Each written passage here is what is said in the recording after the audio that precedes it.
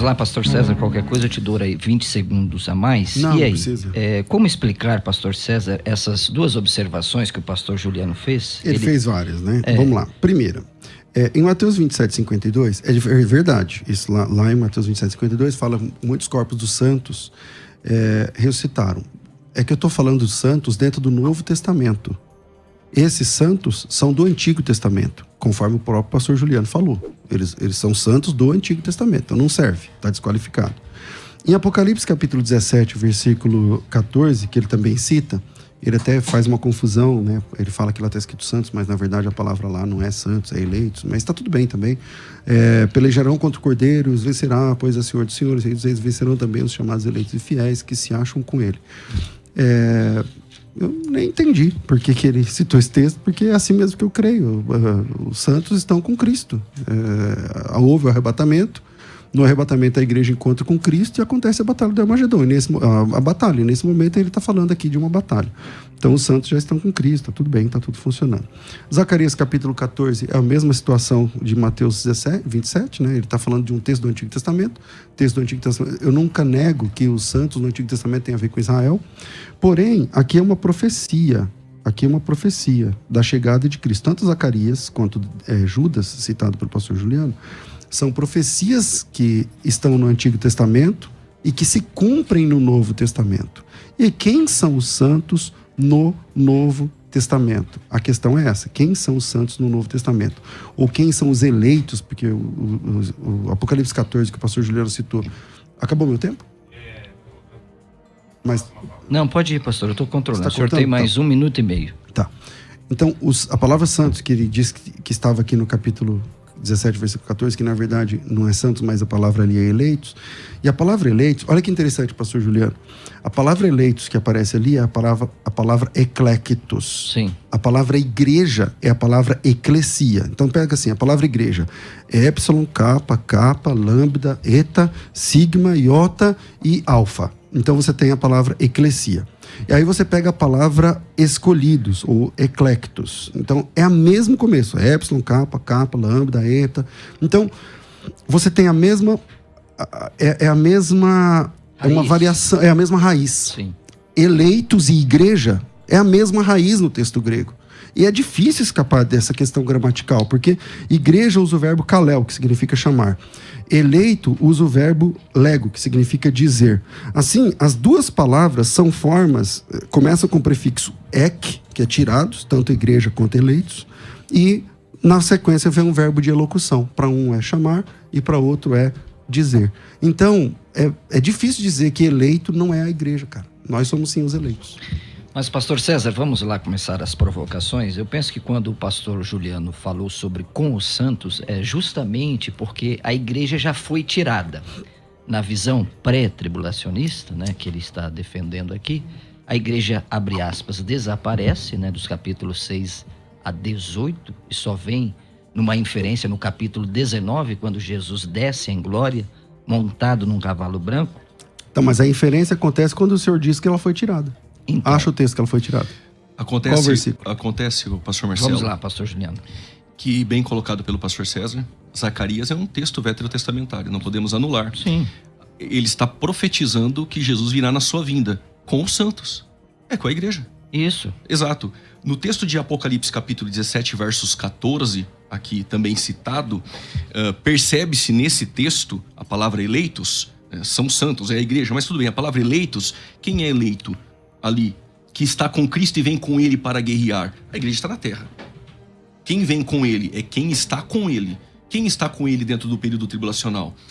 Apesar de Apocalipse 16 falar da batalha do Armagedon no Vale de Meguido, a segunda vinda de Cristo está em Apocalipse 1:7, Apocalipse 19, a partir do versos de número 11. Ali ele está vindo para a segunda vinda. E o texto de Apocalipse 17, 14, os eleitos estão com Cristo, fora do período tribulacional. Então, ao meu ver, tanto eleitos quanto santos são sinônimos. Exato. E dentro do período tribulacional, quem é santo? É o povo que se converte a Cristo. Quem é santo? Quem é santo e eleito Israel aparece como eleitos. Deuteronômio 7, versículo 6, Deuteronômio 14, versículo 1 e 2, 1 Crônicas 16, versículo do 1 ao 3, inúmeros textos, Israel é eleito. Aí tem algum no novo? Exato. Por que essa questão? Tem algum no novo? É exato, porque quando a igreja é chamada de eleita no novo, ela está na terra. Quando a igreja sobe, agora na dispensação que nós temos de igreja no céu, nós temos Israel na terra, que se converte a Cristo, gentios que se convertem a Cristo. Esses que se convertem são chamados de santos e também são chamados de eleito. Volto a dizer, não só eu, pré-tribulacionista, mas muitos pós-tribulacionistas, MacPherson, por exemplo, Sim. um pós-tribulacionista ferrenho, ele diz, realmente a palavra igreja não está no período tribulacional. E defender igreja no período tribulacional só com santos e com eleitos é o que restou para o pastor César. Não tem igreja no período tribulacional. Não tem o texto. E eleitos em Mateus 24, ora, se Mateus 27, a partir do versículo 52, aqueles santos que ressuscitam do Antigo Testamento, Mateus 24 ainda está atrelado no Antigo Testamento. O Novo começa a não estar consumado. O discurso de Jesus ali, os que estão na Judéia fujam para os montes, e o senhor Marcelo, que está aqui em São Paulo? Que a fuga não ocorra no sábado. No sábado. Quem é o povo que guarda o sábado? Exato. Então, os elementos de evidências internas dentro do texto são de caráter judaico. O público que Jesus está tratando são os discípulos, mas as evidências internas com que Jesus discorre, elas são judaicas. E aí, pastor César, como resolver aí esta questão? Bom, em primeiro lugar, o 3 minutos, texto senhor tem, tá? ainda de Apocalipse 17, que o pastor Juliano citou, até agora não entendi o porquê, porque eu concordo que a igreja estará vindo com Cristo mesmo. A igreja já subiu e está vindo com Cristo. Mas como a igreja subiu e está vindo, se a igreja estava na terra? É que para você, a igreja subir tem que ficar 7 anos para voltar. Para mim, não, ela subiu e está voltando com É Cristo. tipo um ioiô, ela bate e volta. Exatamente. Mas esse espantalho que vocês criaram, principalmente aqui no programa... Peraí, qual espantalho? Esse espantalho de que a igreja fica 7 anos no céu. No céu não tem tempo. Não, pastor Juliano, deixa sim. o pastor César falar, calma aí, depois você vai ter a sua tréplica. Então, para mim, não tem conexão esse texto aí de Apocalipse. Mas vamos lá. O grande problema é que o pré-tribulacionista, aqui representado pelo pastor Juliano, eles fazem uma confusão estapafúrdia sobre judeus e igreja. Vamos ver, não existe, pastor Juliano, não existem 2 povos de Deus no Novo Testamento. Só existe um. Efésios 3:5 fala que judeus e gentios formam o mesmo corpo, o qual em outras gerações não foi dado a conhecer aos filhos, a saber que os gentios são cordeiros, membros do mesmo corpo e co-participantes da promessa de Cristo. Gálatas capítulo 3, versículo 23, fala que não há mais diferença entre judeu e gentios. Mas antes que viesse a fé, estavam sob a tutela da lei, encerrados. Da mesma maneira, a lei serviu de aio para nos conduzir a Cristo, mas vindo a fé e tal, não precisa mais do aio, porque todos, quando fossem batizados em Cristo, de Cristo fossem revestidos, de sorte que não pode haver mais judeu, nem grego, nem escravo, nem livre. E se sois de Cristo, sois também descendentes de Abraão e eleitos da mesma promessa. Terceiro texto, Romanos capítulo 11, versículo 23. Quando o judeu crê, ele pode ser enxertado na oliveira cultivada. Quando o judeu crê, eu não preciso ler esse texto, você lembra do texto? Eles também, se não permanecerem na incredulidade, serão reenxertados, porque Deus é poderoso para reenxertar. Quer dizer, só depende da fé para nós sermos o mesmo povo. Quando o judeu crê em Cristo, somos um mesmo povo. Não tem mais diferença. Romanos 11 é uma oliveira, que é Cristo, e os galhos são judeus e igreja. Os judeus que se quebraram por causa da incredulidade, a igreja foi enxertada pela graça. Não tem um tronco com galhos diferentes, com ramos diferentes. No versículo 26. Vou chegar.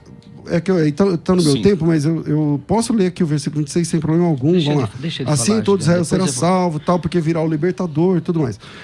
E por último, Efésios 2:11, que diz literalmente que de ambos os povos Deus fez um. Portanto, lembrai-vos que de outrora, naquele tempo estavam separados da comunidade de Israel, estranho, mas agora em Cristo, vós que estáveis longe, fosse aproximados pelo sangue, porque ele é a nossa paz, o qual de ambos os povos fez um, derrubando o aparelho da separação.